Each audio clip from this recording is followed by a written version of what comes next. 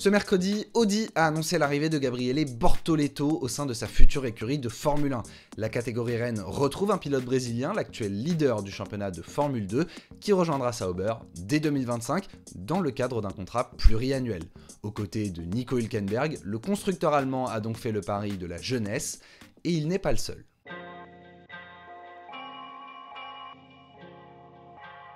Gabriele Bortoleto est né le 14 octobre 2004 à Sao Paulo au Brésil.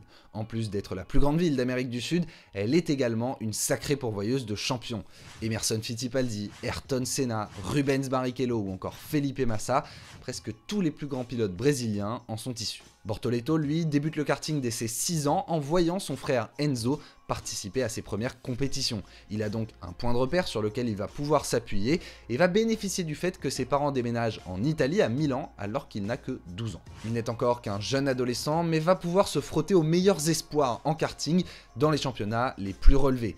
Pour les pilotes sud-américains, le départ vers l'Europe est un passage obligatoire, mais lui a cette chance de déménager avec sa famille et alors qu'il est encore assez jeune. Il multiplie les courses et surtout les victoires en karting dans différents championnats, d'abord à l'échelle nationale puis internationale, sa saison la plus aboutie étant 2018 où il termine 3ème des championnats d'Europe et des championnats du monde en catégorie Oka Junior. Il prévoit de faire ses débuts en monoplace en 2020 dans le championnat de F4 italienne, mais ceux-ci sont reportés en raison de la pandémie. Il se retrouve alors chez Prema aux côtés de Sebastian Montoya, Dino Beganovic et Gabriele Mini. Les plus connaisseurs d'entre vous les auront reconnus. Lorsque la saison commence, il lui faut quelques meetings pour s'adapter à cette nouvelle voiture et sa plus grande performance vient en milieu de saison à Mugello, alors qu'il n'a jamais terminé mieux que 7ème auparavant. En un seul petit week-end, donc 3 courses, il va squatter les 3 places du podium. 2ème, 1er, 3ème. Il monte ensuite 2 autres fois sur le podium à Monza et termine 5ème du championnat. Correct. Pas exceptionnel, mais très correct. L'année suivante, il passe en FRECA, dont on répète souvent que c'est l'une des catégories les plus relevées en sport automobile, et il va un petit peu s'y casser les dents lors de sa première saison, terminant seulement 15ème du championnat avec un petit podium. Malheureusement, ça n'est pas suffisant, il faut y retourner. Sa deuxième saison est en revanche bien plus convaincante, 5 podiums dont 2 victoires, et une 6ème place finale au classement des pilotes. C'est suffisant pour passer en F3. Nous sommes alors en 2023 et son début de saison va être impressionnant. 2 victoires sur les 2 premières courses principales.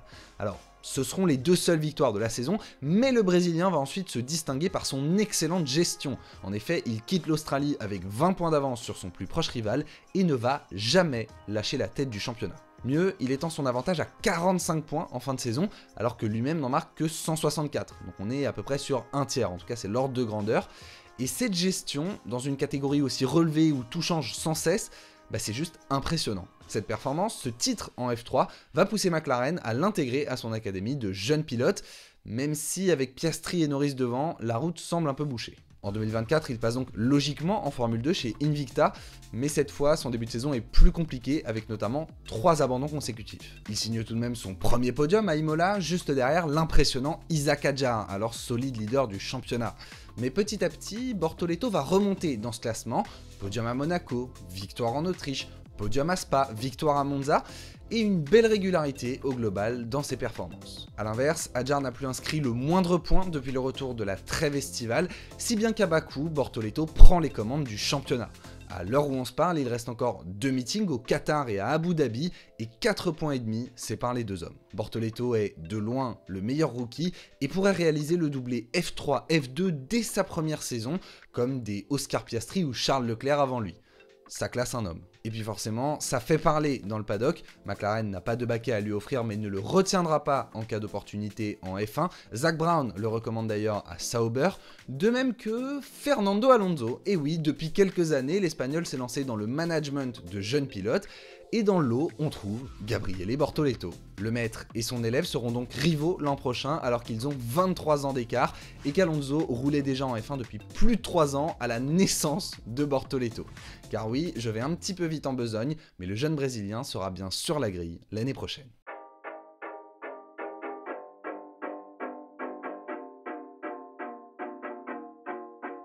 Avant même la fin de la saison de Formule 2, et donc un éventuel titre de Gabriele Bortoleto, Audi a annoncé l'arrivée du jeune pilote brésilien dans le cadre d'un contrat pluriannuel. Ce qui veut dire qu'en 2025, il fera ses débuts au sein de l'écurie Sauber, Stake, bref, les Verts du fond de peloton, une première année d'apprentissage avant de participer au lancement du projet Audi. En début de saison, ce projet était l'un des plus attirants en Formule 1.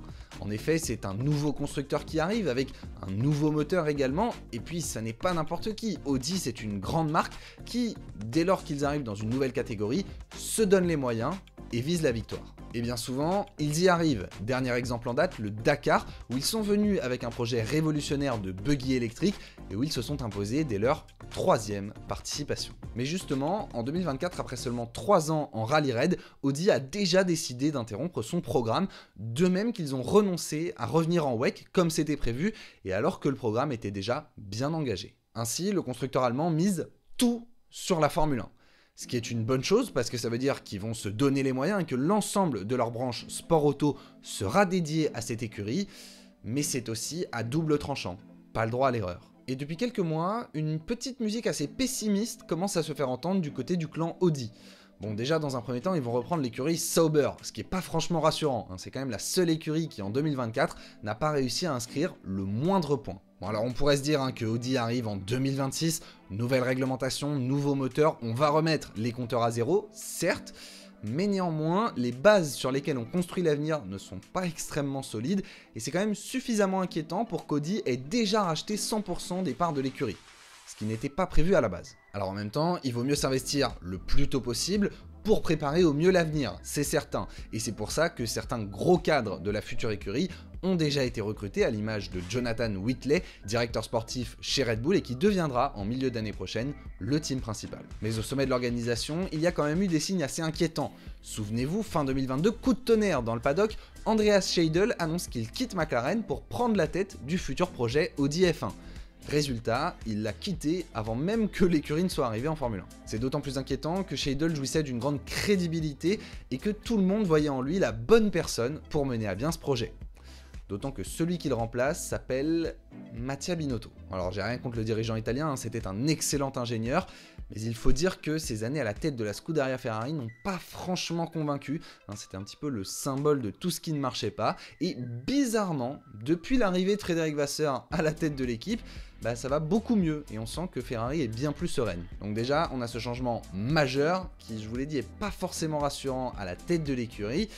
Et puis c'est pas vraiment la seule inquiétude, des échos qui nous parviennent du paddock, il y a d'autres aspects qui sont pas forcément rassurants non plus. J'ai envie de vous dire que c'est normal, c'est très rare, voire quasiment impossible d'arriver en Formule 1 et de gagner immédiatement, c'est même rare d'arriver et de se considérer comme prêt, mais il y a des problèmes structurels qui sont quand même assez inquiétants. Et je parle même pas de l'écurie Sauber parce que on va pas tirer sur l'ambulance. L'un des problèmes d'Audi, c'est que l'usine où elle va produire son moteur se trouve en Allemagne et qu'elle va récupérer l'usine châssis de Sauber à Hinwil en Suisse. Alors les deux usines sont très bonnes, c'est pas le souci, mais le hic, c'est plutôt que le centre névralgique de la Formule 1 se trouve en Angleterre et que c'est là-bas que se trouvent les meilleurs ingénieurs. Bien qu'Audi essaye d'en attirer depuis de nombreux mois, c'est loin d'être évident en fait, parce qu'au-delà du projet sportif, ce serait un véritable changement de vie pour tous ces êtres humains. Ils peuvent quand même avoir une famille, des enfants, une vie tout simplement en Angleterre, et il faudrait tout bouger du jour au lendemain.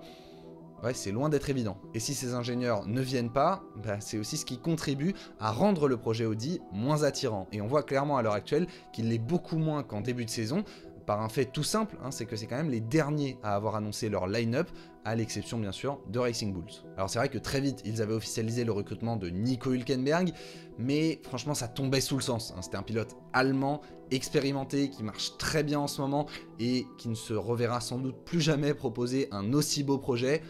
Franchement, le mariage était logique. Mais à ses côtés, Audi a longtemps espéré faire venir Carlos Sainz, qui a finalement choisi Williams. Alors certes, c'est un projet qui se porte plutôt bien, mais là aussi, c'est pas forcément rassurant.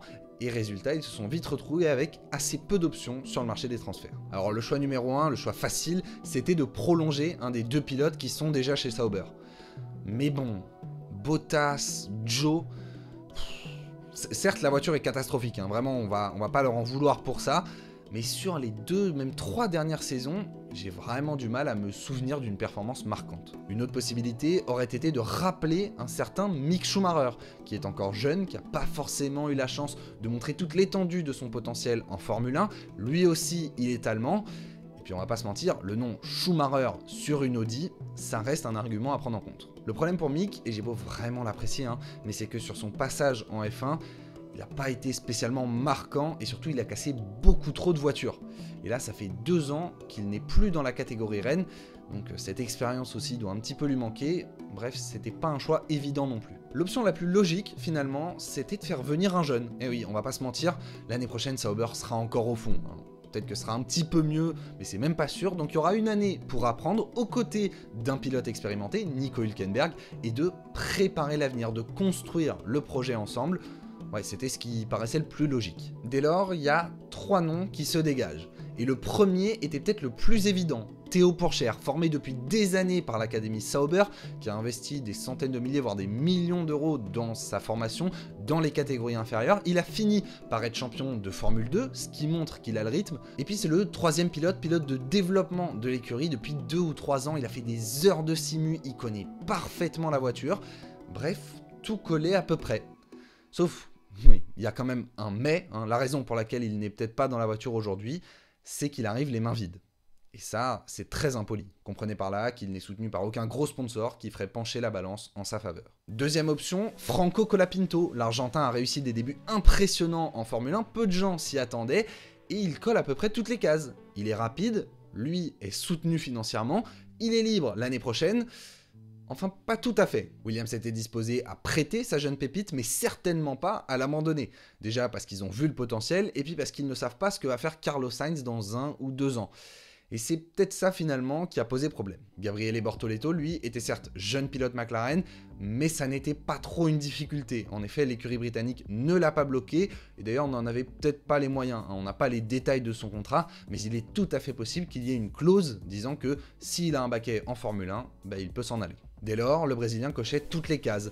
Un jeune pilote, rapide, il est quand même le leader de la Formule 2 à l'heure actuelle, champion de F3 en titre, soutenu financièrement, que ce soit les sponsors nationaux ou du côté de la Formule 1, je pense qu'on sera bien content de retrouver un pilote brésilien. Et puis on va pouvoir le former pour l'année prochaine et pour le futur. Je vous l'ai dit, c'est un contrat pluriannuel qui lui a été proposé. Selon Mattia Binotto, le choix de Gabriele Bortoleto était déjà fait depuis quelques mois. Ah bon, on n'était pas au courant, mais d'après lui, ils hésitaient simplement à le faire débuter en 2025 ou bien en 2026 et prolonger Bottas une saison, histoire de lui laisser encore le temps de prendre de l'expérience. Sauf que vu ce qui attend Sauber l'année prochaine, autant le mettre direct dans la voiture et lui permettre de prendre de l'expérience en F1, c'est ça qui va compter. Enfin, un dernier argument a dû convaincre les dirigeants du constructeur allemand, ce sont les performances des jeunes pilotes qui débutent à l'heure actuelle en Formule 1. Colapinto, on en a déjà parlé, a été très bon. Lawson, depuis son retour, a été assez excellent. Berman a fait de très bons remplacements chez Ferrari ou chez Haas. Bref, lorsque ces jeunes arrivent en Formule 1, ils sont prêts. Alors il y a plusieurs facteurs qui expliquent cela, que ce soit le niveau des catégories inférieures qui est très élevé, la meilleure préparation physique, mais aussi et surtout le simulateur. Lorsque ces jeunes arrivent aujourd'hui au volant d'une F1, ils sont pas du tout perdus, en fait ils la connaissent déjà par cœur parce qu'ils ont emmagasiné énormément de tours, des centaines voire des milliers de tours dans les simulateurs. Et donc ils sont presque habitués. On voit d'ailleurs la différence dès lors que la pluie fait son apparition, puisque quasiment personne ne fait de simulateur sous la pluie, et au Brésil, les petits jeunes se sont retrouvés en galère. Mais bon, c'était pas les seuls, on a vu les courses d'Hamilton et Alonso. Sauber, mais surtout Audi, a donc fait le pari de la jeunesse pour la saison 2025, où la grille comportera au minimum 5 pilotes ayant moins d'une dizaine de grands prix en Formule 1. Bortoleto donc, Berman chez Haas, Douane chez Alpine, Antonelli chez Mercedes et Lawson a priori chez Racing Bulls. Mais si jamais il venait à prendre la place de Perez chez Red Bull, alors on pourrait avoir un 6e pilote avec Hadjar ou Colapinto. 2025 sera donc une année de bascule en Formule 1. La génération des Ricciardo, Magnussen, Bottas s'en va. Celle des Verstappen, Norris, Leclerc a pris le pouvoir. Et celle des Antonelli, Berman et Bortoleto arrive. Une page se tourne, vivement la suivante.